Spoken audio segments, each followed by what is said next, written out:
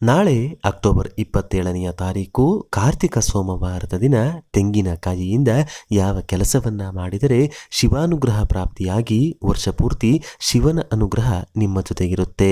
ನಾಳೆ ಕಷ್ಟಗಳು ಕಳೆಯಲು ಯಾವೆಲ್ಲ ಕೆಲಸಗಳನ್ನ ಮಾಡಬೇಕು, ಶಿವನ ಪೂಜೆ ಹೇಗಿರಬೇಕು ಅಂತ ಇವತ್ತಿನ ಈ ವಿಡಿಯೋದಲ್ಲಿ ಸಂಪೂರ್ಣವಾಗಿ ತಿಳಿಸಿಕೊಡ್ತೀವಿ. ಬನ್ನಿ. ಕಾರ್ತಿಕ ಮಾಸವು ವಿಶೇಷವಾದ ಮಾಸವಾಗಿದ್ದು ಶಿವನಿಗೆ ಹಾಗೂ ವಿಷ್ಣು ದೇವರಿಗೆ ಪ್ರಿಯವಾದಂತಹ ಮಾಸವಾಗಿದೆ. ನಾಳೆ ಕಾರ್ತಿಕ ಸೋಮವಾರದ ದಿನ ಸಾಧ್ಯವಾದರೆ ನದಿ ಸ್ನಾನವನ್ನ ಮಾಡಿಕೊಳ್ಳಿ. ನದಿ ಸ್ನಾನ ಮಾಡಲು ಆಗದಿದ್ದರೆ ಪುಣ್ಯ ನದಿಗಳ ಹೆಸರನ್ನ ಹೇಳಿಕೊಂಡು ಮನೆಯಲ್ಲಿಯೇ ಸ್ನಾನವನ್ನ ಮಾಡಿ. ನಂತರ ಕಾರ್ತಿಕ ಸೋಮವಾರದ ದಿನ ಮಾಡಬೇಕಾದಂತಹ ಎರಡನೆಯ ಅತಿ ಮುಖ್ಯ ಕೆಲಸವೆಂದರೆ ಅದು ಉಪವಾಸ. ಹಗಲೆಲ್ಲ ಉಪವಾಸವಿದ್ದು ರಾತ್ರಿ ನಕ್ಷತ್ರ ದರ್ಶನ ಆದ ಮೇಲೆ ಭೋಜನವನ್ನ ಸ್ವೀಕರಿಸಬೇಕು. ಉಪವಾಸ ಮಾಡುವಾಗ ಶಿವನಾಮಸ್ಮರಣೆ ಮಾಡುತ್ತಾ ದಿನವನ್ನ ಕಳಿಬೇಕು. ಹೀಗೆ ಮಾಡಿದರೆ ಶಿವಾನುಗ್ರಹ ಪ್ರಾಪ್ತಿಯಾಗಿ ಶಿವನ ವಿಶೇಷ ಗಮನ ನಿಮ್ಮ ಮೇಲೆ ಬಿದ್ದು ನಿಮ್ಮ ಎಂಥದ್ದೇ ಕಠಿಣ ಕಷ್ಟಗಳಿದ್ದರೂ ಮಂಜಿನಂತೆ ಕರಗಿ ಹೋಗುತ್ತದೆ. ಮೂರನೆಯದಾಗಿ ಕಾರ್ತಿಕ ಸೋಮವಾರದ ದಿನ ಶಿವ ದರ್ಶನ ತಪ್ಪದೆ ಮಾಡಿ ಶಿವನಿಗೆ ಪ್ರಿಯವಾದಂತಹ ಬಿಲ್ವ ಎಲೆಗಳನ್ನು ಅರ್ಪಿಸಿ ನಮಸ್ಕಾರ ಮಾಡಿಕೊಳ್ಬೇಕು. ಯಾವ ಅಭಿಷೇಕವೂ ಸಾಧ್ಯವಾಗುವುದಿಲ್ಲ ಅಂದರೆ ಕನಿಷ್ಠ ಜಲದಿಂದ ಅಭಿಷೇಕ ಮಾಡಿ ಶಿವನಿಗೆ ನಮಸ್ಕಾರವನ್ನ ಮಾಡಿಕೊಳ್ಳಿ. ಮರುದಿನ ಅಂದರೆ ಕಾರ್ತಿಕ ಸೋಮವಾರದ ಮರುದಿನ ಮಂಗಳವಾರದ ದಿನ ಬೆಳಿಗ್ಗೆ ದಾನಗಳನ್ನು ಮಾಡುವುದು ತುಂಬಾ ಉತ್ತಮ. ಕಾರ್ತಿಕ ಸೋಮವಾರದ ದಿನ ಹಗಲೆಲ್ಲ ಉಪವಾಸವಿರಲು ಸಾಧ್ಯವಾಗದಿದ್ದರೆ ರಾತ್ರಿ ಒಂದು ಹೊತ್ತಾದರೂ ಊಟವನ್ನು ತ್ಯಜಿಸಿ ಶಿವ ಪೂಜೆಯನ್ನ ಮಾಡಿಕೊಳ್ಳಬಹುದು.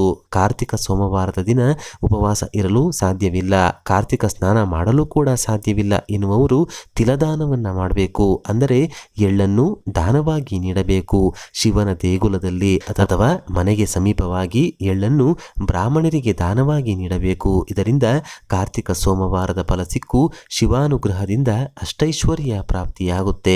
ಕಾರ್ತಿಕ ಸೋಮವಾರದಲ್ಲಿ ದೀಪಾರಾಧನೆಗೆ ವಿಶೇಷ ಮಹತ್ವವಿದೆ.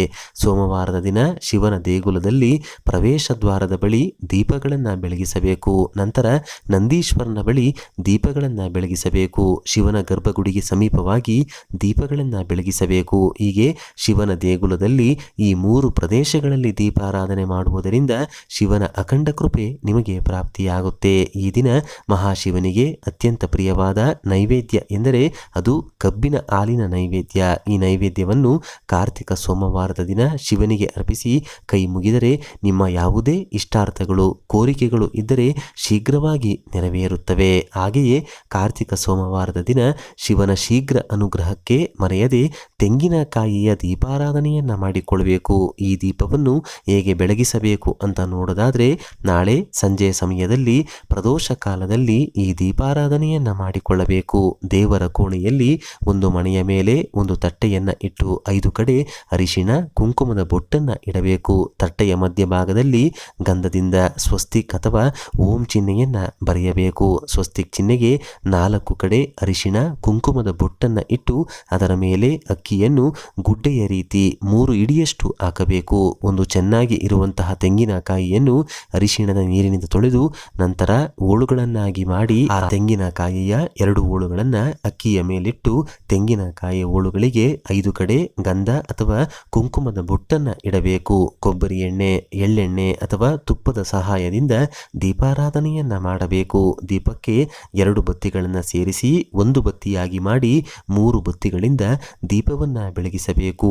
ಪೂರ್ವಕ್ಕೆ 1 ಬತ್ತಿ, ಉತ್ತರ ದಿಕ್ಕಿಗೆ 1 ಬತ್ತಿ, ಈಶಾನ್ಯಕ್ಕೆ 1 ಬತ್ತಿ ಇಟ್ಟು ದೀಪವನ್ನ ಬೆಳಗಿಸಬೇಕು. ದೀಪ ಬೆಳಗಿಸಬೇಕಾದರೆ ದಾರಿದ್ರ್ಯ ದುಃಖದಹನಾಯ ನಮಃ ಶಿವಾಯ ಎಂದು 21 ಬಾರಿ ಅಥವಾ 108 ಬಾರಿ ಹೇಳಿಕೊಳ್ಬೇಕು. ನಂತರ ನೀವು ಬೆಳಗಿಸುವಂತಹ ತೆಂಗಿನಕಾಯಿಯ ದೀಪದ ಸುತ್ತ ಅಕ್ಷತೆ ಹಾಗೂ ಪುಷ್ಪಗಳನ್ನು ಇಟ್ಟು ಆರತಿ ಅಗರಬತ್ತಿಯಿಂದ ಪೂಜೆ ಮಾಡಬೇಕು. ದೀಪಕ್ಕೆ ಧೂಪವನ್ನ ತೋರಿಸಬೇಕು. ದೀಪಾರಾಧನೆ ಮಾಡಿದ ಮರುದಿನ ಆ ತೆಂಗಿನಕಾಯಿಯ ಹೋಳುಗಳನ್ನ ಯಾವುದಾದರೂ ಮರದ ಬುಡಕ್ಕೆ ಹಾಕಬಹುದು ಅಥವಾ ಈ ತೆಂಗಿನಕಾಯಿಯನ್ನು ಚಿಕ್ಕದಾಗಿ ಕತ್ತರಿಸಿ ಬೆಲ್ಲದ ಚೂರುಗಳೊಂದಿಗೆ ಇರುವೆಗಳಿಗೆ ಆಹಾರವಾಗಿ ಹಾಕಬೇಕು. ತೆಂಗಿನಕಾಯಿಯ ದೀಪಕ್ಕೆ ಬಳಸಿದ ಅಕ್ಕಿಯನ್ನು ಸಿಹಿ ಪೊಂಗಲ್ ಮಾಡಿ ಮನೆಯ ಸದಸ್ಯರು ಪ್ರಸಾದವಾಗಿ ಸ್ವೀಕರಿಸಬೇಕು.